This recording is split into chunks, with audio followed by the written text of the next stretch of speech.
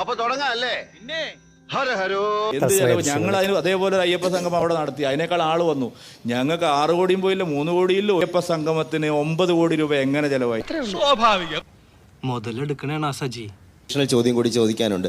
ശരിക്കും ഇന്ന കൊള്ള വിവാദമൊന്നും വന്നിട്ടും പാർട്ടി ഒരു ഊർജിതമായി മുന്നോട്ട് വരുന്നതായിട്ട് കാണുന്നില്ല BJP. ഷെരീഫിൻ്റെ ഒരു നെറേറ്റീവ് ആണെന്ന് UDF വരെ 2 ജാഥ നടത്തി. ഞാൻ ചോദിക്കട്ടെ, ഈ ഞങ്ങളുടെ ഇൻറ്റഗ്രിറ്റിയും സിൻസിയറിറ്റിയും ചോദ്യം ചെയ്യുന്നവർ എൻ്റെ പേരിൽ മാത്രം ശബരിമല 249 കേസുണ്ട്. PD സതീശൻ്റെ പേരിൽ ഒരു കേസുണ്ടോ? സുധാകരൻ്റെ പേരിൽ ഒരു കേസുണ്ടോ? ചെന്നിത്തലയുടെ പേരിൽ ആരംഭിച്ചു. ഇനി പറഞ്ഞിട്ടെന്താ കാര്യം? നമുക്ക് വേറെല്ലാം പറയാം. 10,000-കണക്കിന് ആളുകളുടെ പേരിൽ ഞങ്ങളുടെ പേരിൽ കേസും ജയിൽവാസവും ഞങ്ങൾക്കുണ്ടായിട്ടുണ്ട്. കോൺഗ്രസ് പറയുന്നത് പത്തനംതിട്ടയ്ക്ക് അപ്പുറം അന്ന് ഒരു കോൺഗ്രസ്സുകാരനും പോയിട്ടില്ല. ആവശ്യമില്ലാത്ത ചോദ്യങ്ങൾ ചോദിക്കരുത്. അല്ല, നിങ്ങൾ അതിര് കിടക്കുന്നു.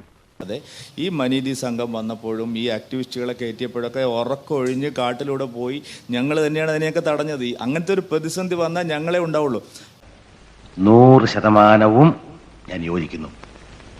UDFന്റെ സിൻസിയറിറ്റി എന്താണ്? അവരുടെ കാലത്തേക്കുള്ള ഒരു ഓഡിറ്റിംഗ് പോയാലുണ്ടല്ലോ, ഈ ശിവകുമാറൊക്കെ അകത്ത് എന്നേ പോകും. ദേവസ്വം കൊള്ള എന്ന് പറയുന്നത് LDFന്റെയും UDFന്റെയും ഒരു പ്രധാന അജണ്ടയാണ്. മുഖത്ത് ഞങ്ങൾ ഇനി എങ്ങനെ നോക്കും? തത്വം പഠിപ്പിച്ചാൽ മാത്രം പോരാ, പ്രവൃത്തിയിൽ കാണണം. വർഗീയ രാഷ്ട്രീയവും SDPIയും ജമാഅത്തെ ഇസ്ലാമിയും ഒക്കെയാണ് വിശ്വാസികളെക്കാളും ശബരിമലയെക്കാളും ഏറ്റവും പ്രധാനം എന്നുള്ളത് ഇവിടെ എല്ലാവർക്കും അറിയാം. പറയുന്നതൊന്ന് പ്രവർത്തിക്കുന്ന വേറൊന്നും. തകർക്കുന്നവരോടൊപ്പമാണ് കോൺഗ്രസ് ദേശീയ തലത്തിലും സംസ്ഥാനത്തും. രാഹുൽ ഗാന്ധി ആണെങ്കിൽ ഇന്ത്യ പൂർണ്ണമായിട്ട് തകർത്തുകൊണ്ടിരിക്കുകയാണ്. Tata, good bye, Gaya.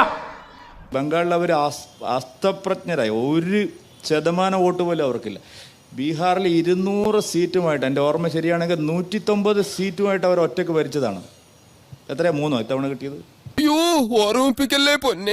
ഞാൻ ചോദിക്കട്ടെ, അഴിമതിയുടെയും സ്വജനപക്ഷപാതത്തിൻ്റെയും കൊള്ളയുടെയും കാര്യത്തിൽ CPMനേക്കാൾ മെച്ചപ്പെട്ടതാണ് കോൺഗ്രസ് എന്ന് ഈ രാജ്യത്ത് ആരെങ്കിലും വിശ്വസിക്കുന്നുണ്ടോ?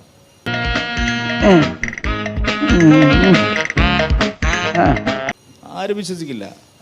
ഇവർക്കിപ്പോൾ ഭരണം ഇല്ലാത്തത് കൊണ്ട് അവർ പറയുന്നത് ശരി, അവർക്ക് ഇതൊക്കെ പറയുന്നു. ഭരണം കിട്ടിയ ആ നിമിഷം അവർ ഇതിനേക്കാൾ വലിയ കൊള്ള നടത്തും. അവർ കൊള്ള നടത്തിയിട്ടുണ്ട്. ഇവിടുത്തെ എല്ലാം കട്ടുമുടിച്ചവരാണ് എത്രയോ കാലം അവർ. അത് അവർ ആവർത്തിക്കും. ജനങ്ങൾ സമ്പൂർണ്ണ സാക്ഷരത നേടിയതാണ് നമുക്കടിയായത്. അത് BJP അതിൽ നിന്ന് വളരെ വ്യത്യസ്തമാണ്. ഞങ്ങളെ ഗവൺമെൻറ് വന്ന് 12 വർഷമായി. എന്തെങ്കിലും ഒരു അഴിമതി കേസ് ഞങ്ങൾക്കെതിരെ വന്നിട്ടുണ്ടോ?